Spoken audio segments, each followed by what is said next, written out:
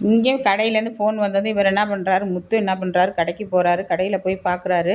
அங்கே என்ன பண்ணுறாங்க, இவர் மணி நிற்கிறாரு. கறிக்கடை மணி அந்த இதில் சிசிடிவி கேமராவில் தெரியுது. இவர் எங்கே இங்கே வந்தார், இவர் என்ன சொன்னார் அப்படின்னு அந்த வேலைக்கார்ட்ட கேட்கும்போது அவர் சொல்கிறாரு, இவர் பார்க்கணுன்றாங்க, ரோஹிணியை பார்க்கணும்னு சொல்கிறார், மேடத்தை பார்க்கணும்னு சொன்னார் சார் அப்படிங்கும்போது, அப்படியா, ஓ அவர் மலேசியாவிலேருந்து வந்திருக்காரு போல் தெரியுது, இவர் வெளிநாட்டிலேருந்து வந்திருக்கிறாருப்பா.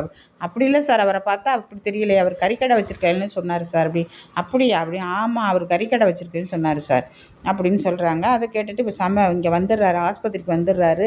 மனோஜ் பார்க்குறதுக்காக முத்து வந்துடுறாரு. முத்து வந்தப்போ அங்கே என்ன பண்ணுறாங்க, ரோஹிணியோட அம்மா பதட்டமாக நிற்கிறாங்க. என்னம்மா, ஏம்மா இங்கே நிற்கிறீங்க, எதுவும் கிறிஸுக்கு உடம்பு சரியில்லையா அப்படிங்கும்போது, இல்லை சொந்தக்காரங்களுக்கு உடம்பு சரியில்லை தம்பி, அதான் வந்தேன் அப்படிங்கிறாங்க. நீங்கள் வந்ததுலேருந்து பதட்டமாகவே இருக்கிறீங்கம்மா, அதான் கேட்டேன் யாருக்கு உடம்பு சரியில்லைன்னு. சொந்தக்காரங்களுக்கு உடம்பு சரியில்லை. அம்மா எங்கே தங்கியிருக்காங்க, மேலே மாடியில் தங்கியிருக்காங்க, அதான் தம்பி அப்படின்னு சொல்லிட்டு, கிறிஸ் எப்படி இருக்க, என்ன மீனாவும் கேட்குறாங்க. அவன் நல்லா இருக்கான்னு சொல்லிட்டு உடனே அழைச்சிட்டு போயிடுறாங்க. அழைச்சிட்டு போய் ஓரமான்ட்டு ரோஹிணிக்கு ஃபோன் அடிக்கும் போது, என்ன ஆச்சு ரோஹிணி, என்ன ஏதுங்க, நீ ஏம்மா இங்கே வந்தேன்னு ரோஹிணி திட்டுறாங்க.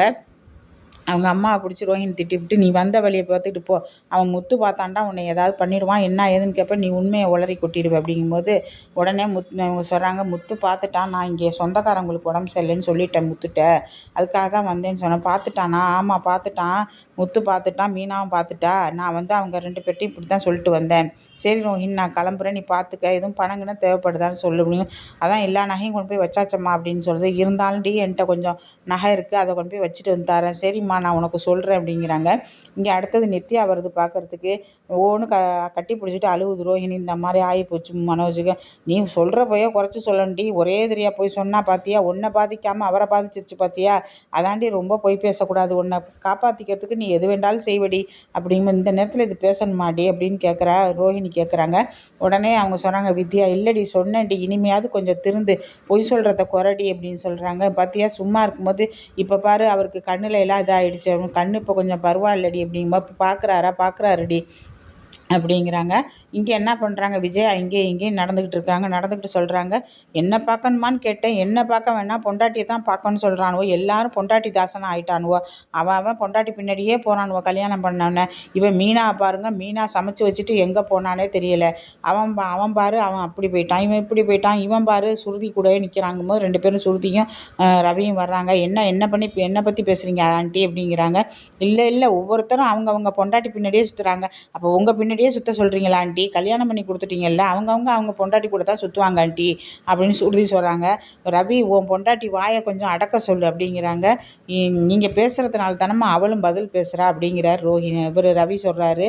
உடனே இவங்க சொல்கிறாங்க, சுருதி சொல்கிறாங்க, ஆண்டி நீங்கள் இருந்தாலும் இந்த மீனாவையும் முத்துவும் ரொம்ப ஓவராக தான் திட்டுறீங்க ஆண்டி, இன்னொருத்தராக இருந்தால் என்ன பண்ணுவாங்க தெரியுமா, மீனா வரதட்சணை கொடுமைன்னு சொல்லிட்டு இன்னொரு பொண்ணாக இருந்தால் இந்நேரம் போலீஸில் கம்ப்ளைண்ட் கொடுத்துருக்கோம், நீங்களும் கம்பியை நீட்டு இருந்திருப்பீங்க தெரியுமா அப்படிங்கும்போது, இங்கே பாருங்கள் இந்த பொண்ணு இந்த மாதிரிலாம் பேசுது அப்படிங்கும்போது, அவள் பேசுகிறதுல நியாயம் இருக்குது, சுருதி பேசுகிறதுல நியாயம் இல்லாமையா பேசும் சுருதி அப்படின்னு அண்ணாமலை எதுக்கு எடுத்தாலும் தலையாட்டுறாரு.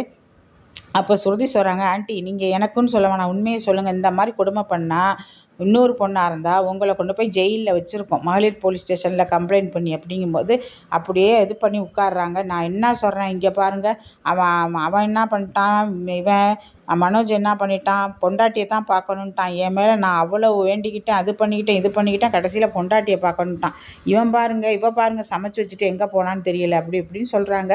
அவள் சமைச்சு வச்சுட்டு எங்கேயும் போகலை, இது இங்கே பாரு சமைச்சு எல்லாம் பண்ணி வச்சுட்டு சாப்பாடு எடுத்துக்கிட்டு ரோஹிணியை பார்க்க போயிருக்கு, என்ன சொல்கிறீங்க அப்படிங்கும்போது, ஆமாம் இது புரியாமல் அவசரம் கொடுக்க மாதிரி பேசாதீங்க ஆண்டி அப்படின்னு சுருதி சொல்கிறாங்க. என்ன சுருதி சொல்கிற, ஆமாம் அப்போயே சொல்லிட்டு போயிட்டாங்க மீனா, ரோஹிணி பசியோடு இருப்பாங்க, நான் சாப்பாடு எடுத்துகிட்டு போகிறேன்ட்டு அவங்க 2 பேரும் அப்போயே கிளம்பிட்டாங்க, நீங்கள் ஏன் எப்போ பார்த்தாலும் இப்படியே பேசுகிறீங்க அப்படின்னு சொல்கிறாங்க.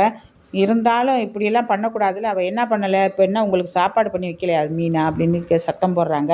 சத்தம் போடும்போது அண்ணாமலை சொல்கிறாரு, கொஞ்சமாவது உன்னுடைய மரியாதையை காப்பாற்றிக்க விஜயா, அவங்கெல்லாம் திருப்பி கேட்டாங்கன்னு வச்சுக்க, நீ எங்கே போய் வச்சுக்கோ மூஞ்சியை சொல்லு, அவங்க 3 மருமகளை சேர்ந்து உன்னை திருப்பி அடித்தாங்கன்னு வச்சுக்க, நீ ஒன்றுமே பண்ண முடியாது தெரியுமா அப்படிங்கும்போது, அப்போ என்ன பண்ணுறாங்க இவங்க, நீங்களே சொல்லிக் கொடுப்பீங்க போல தெரியுதே அப்படிங்கிறாங்க விஜயா வந்து அண்ணாமலைட்ட. நான் சொல்லிக் கொடுக்கணும்னு அவசியம் இல்லை, அவங்களே உன்னைய பற்றி அவங்களுக்கே தெரியும், நீ இப்படிப்பட்டவத்தான்னு தெரியும். ஏதோ மீனாவை தொட்டு பேசாமல் இருக்கிறா. இதே இந்த விஷயத்த நீ ரோஹிணிகிட்டேயோ சுருதிக்கிட்டேயோ செஞ்சு பாரு என்ன நடக்குதுன்ட்டு. எங்கள்கிட்ட செஞ்சால் வாயை இழுத்து வச்சு தச்சிருவோம் அப்படின்ட்டு சுருதி சொல்கிறாங்க. உடனே அப்படி என்ன சொல்கிறா என்ன அப்படின்னு திரும்பி பார்க்குறாங்க. ஆமா ஆண்டி, எங்கிட்டலாம் நீங்கள் வச்சுக்கிட்டீங்கன்னா உங்கள் வாயை இழுத்து வச்சு தச்சு விட்டு போயிடுவேன் அப்படிங்கும்போது ரவி சொல்கிறாரு, ஏய் சும்மா இரு சுருதி, அவங்களே ஏதாவது உளறாங்க அப்படின்ட்டு.